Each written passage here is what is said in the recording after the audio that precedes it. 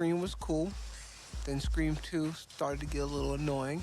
And then I Know What You Did Last Summer made us go, you know what? It's time to parody them.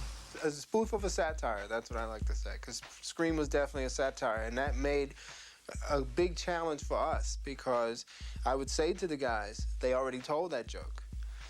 So you can't go where they went. We had to go somewhere else. Parodies, it's the hardest. They're the hardest to write because there's so many different levels of jokes that you have to hit. Plus, you have to keep the story moving. You got to keep the story arcing. So it made the writing process definitely more challenging. We co-wrote, me, Shawn, Phil Bowman, Buddy Johnson, and, work with Keenan. Keenan oversaw the whole process, and, we love working with him. He's been directing us our whole life. So it's like doing a movie with your friends. We really do have a lot of fun working with each other, and my mother makes us. It was a really good idea, and I thought, okay, this is the one. You guys go write this. And they went off with a couple of their buddies, and they wrote it, brought it to me. I gave them notes on it, and we went back and forth, about 10 drafts. Like 20 drafts.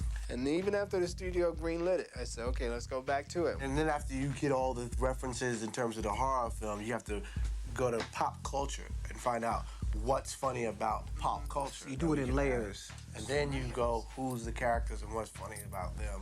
And then you pass it to Keenan, who tells you, throw all that it all out. sucks, redo everything. Yeah. And then we all sat down and punched it up and added more stuff. You work you harder than Kathy Lee at a sweatshop.